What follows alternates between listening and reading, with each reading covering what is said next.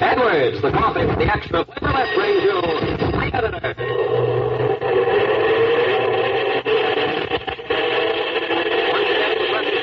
Another yarn from the Night Editor's office, written and told by Hal Purdy. Tonight, an appealing story of a boy whose ideas of what he wanted in life were changed by the war. Hal's story titled Deep Roots. How could he hope to make them see, much as he loved them, that he'd changed? But the war had opened his eyes to a new world as remote from this little valley as another planet.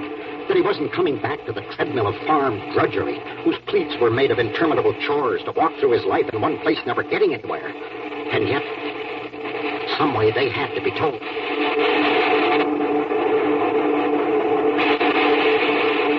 Friends, when the evening meal is over and you're looking forward to that first cup of after-dinner coffee, what you want then is a really good cup of coffee. And that's why, once you taste Edwards coffee, it's likely to become your favorite brand. Because Edwards coffee never lets you down. It always gives you a keen coffee pleasure you expect. Yes, a wonderful extra flavor lift that's really satisfying. Now, naturally, a coffee that can do that is not produced by chance. No, every pound of Edwards coffee is made under the exclusive Edwards formula. Only the choicest Latin American coffees are used for the Edwards blend. The beans are actually selected for size, shape, and color, blended by flavor, not by weight, then roasted under the controlled thermal process, and all under Mr. Dwight Edwards' personal supervision to give you exceptional coffee. Coffee with an extra flavor lift. Try Edwards coffee, friends. Choose your favorite grind. Regular, drip, or the new pulverized grind, specially prepared for Silex and other glass vacuum coffee makers. If you don't thoroughly enjoy it, your money refunded. Edwards coffee is featured at all Safeway stores. Down the corridor from the newsroom is the food editor's department, off which is a small kitchen. It's a favorite rendezvous for Hal and Bobby when they haven't time to go out for a mid-evening refresher cup of coffee. And that's where we find them now, with Bobby, as they say in the society columns, presiding at the urn. There you are, boss, steaming hot and fresh from the old Edwards jar. Thanks, son. That's just what I needed. And one for Bobby. Mm-hmm. Now, what's this story you said you had for me? Well, I didn't say I had a story for you. Well, you just as good as said it. You mentioned a letter you got from some kid who's just out of the Army. Said it'd make a swell human interest feature if we could use it, so quit being shy and tell me. Now, what was in the letter isn't exactly a story, Bob. It's more a glimpse of what happened deep inside a boy who came home from the war with all his standards changed and not knowing quite what to do about it. Something that may be happening to a lot of young fellows. You see, Harv didn't set any exact time for his arrival home.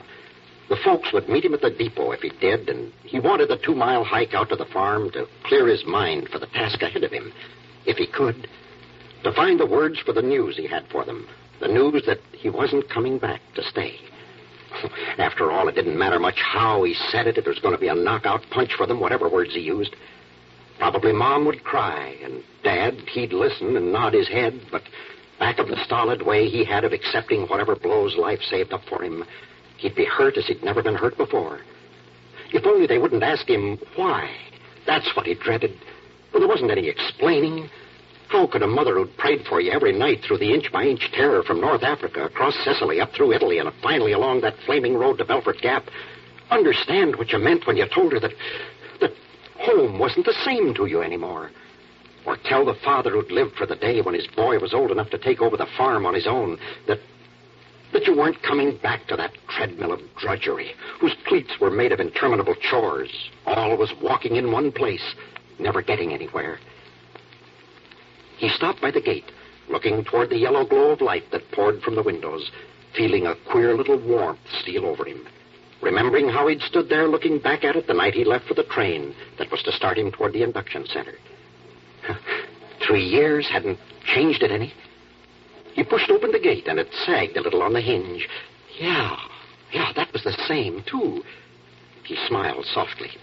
Then his lips tightened. Oh, sure, it was the same. Things never changed. That's what he wanted to get away from.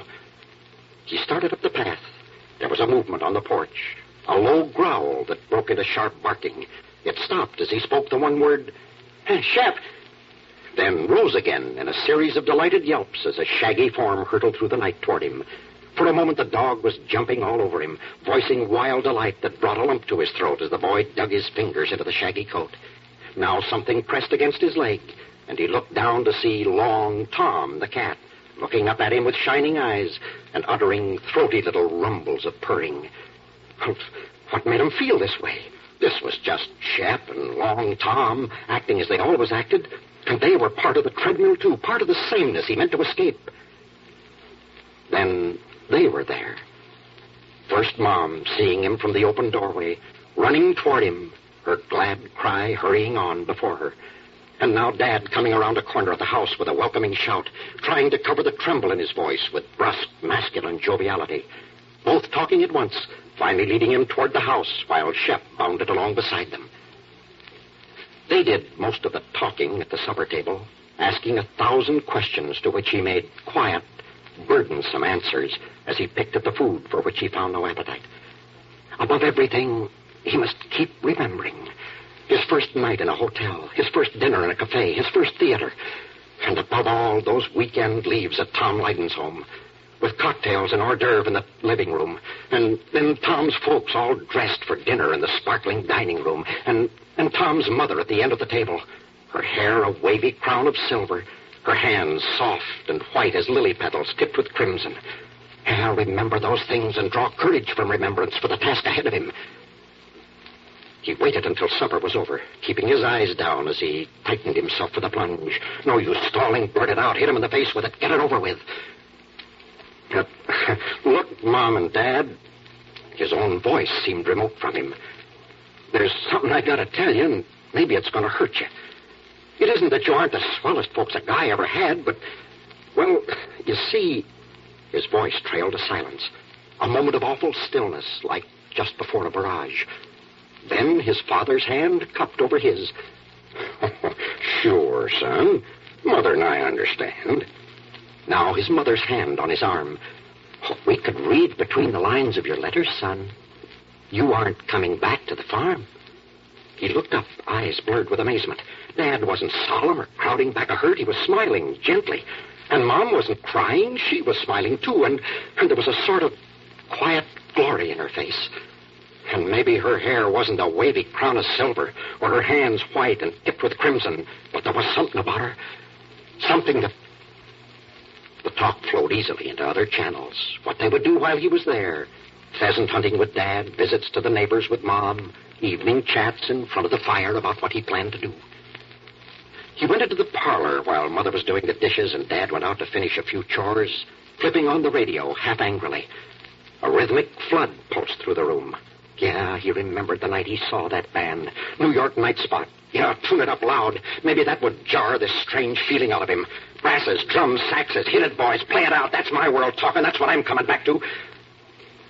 He wasn't even aware that he'd snapped it off and slammed out into the night, walking blindly through the orchard down toward the creek, until he stopped beside a big oak tree leaning against it, strangely shaken. The scrape of the rough bark brought him back to reality. What was it Dad had once said to him as a small boy one morning after a storm that had blown down other trees? Well, the old oak isn't hurt. Takes more than a storm to knock it off its base. Its roots grow deep. Yeah, and that was the trouble with him now. He could feel the depth of his roots. It was all tangled in remembering the water wheel he built in the creek, in the time he fell out of the cherry tree and broke his arm, in the hoot of owls and the scurrying of furry things through dry leaves, in rich, deep smells. And with thunderclap suddenness, the realization came to him. He had to get away from it now, tonight, now or never. He sat on his bed in his old room, his hand rubbing over the patchwork quilt that had been there since he was a kid.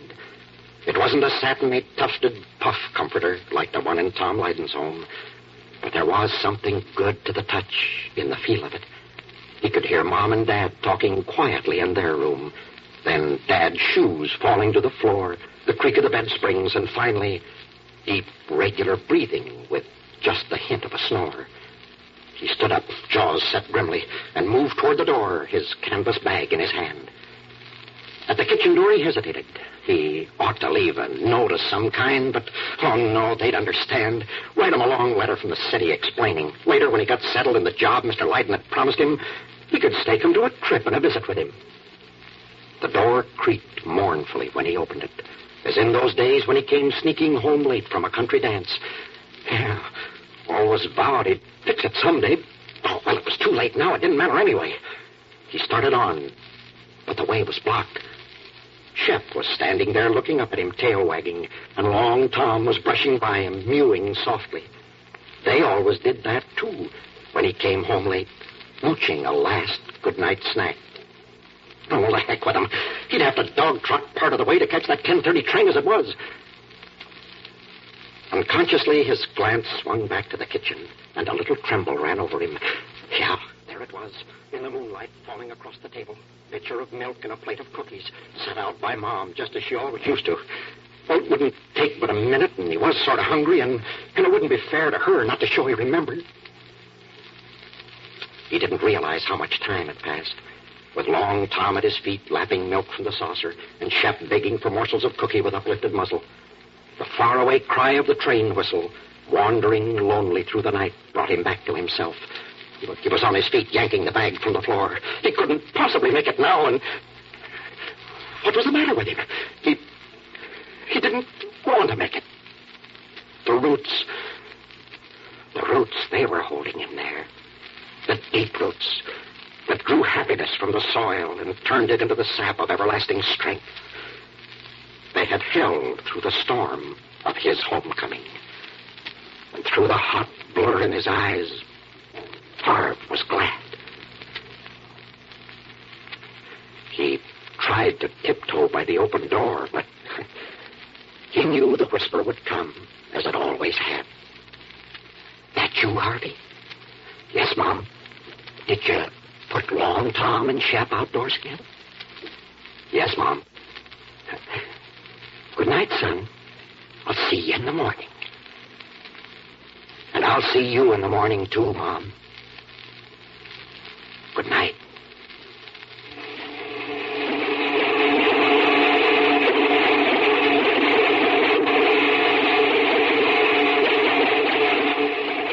You know, friends, there's a wonderful thrill for our boys when they leave the service and come home to the old familiar things. Things you and I may take for granted, such as the good cup of coffee Mother makes. Yes, these little comforts really have their importance. And that's why I'd like to recommend Edwards Coffee to you. Because I'm sure Edwards Coffee has something exceptional to offer in the way of coffee enjoyment, a keener taste satisfaction, an extra flavor lift that's really delightful. Of course, there's a reason for this.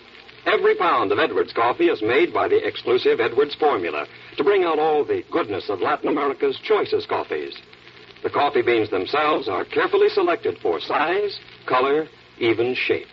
They're blended with special care in small batches, by flavor, not by weight, then thermalo roasted to a perfect golden brown.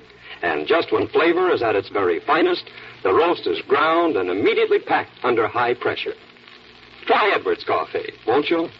If you're not thoroughly satisfied, your money refunded. Edwards coffee is featured at all Safeway stores. Now, Hal, after tonight's appealing story, what's ahead for us when we visit the newsroom next week? It's a murder mystery yarn.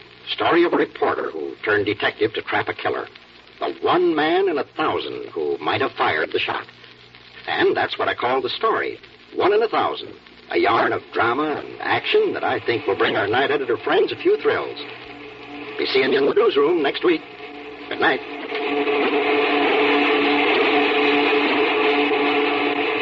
Join us again next week when the Roar of the Presses brings us Night Editor with Hal Burdick telling us another of his dramatic short stories.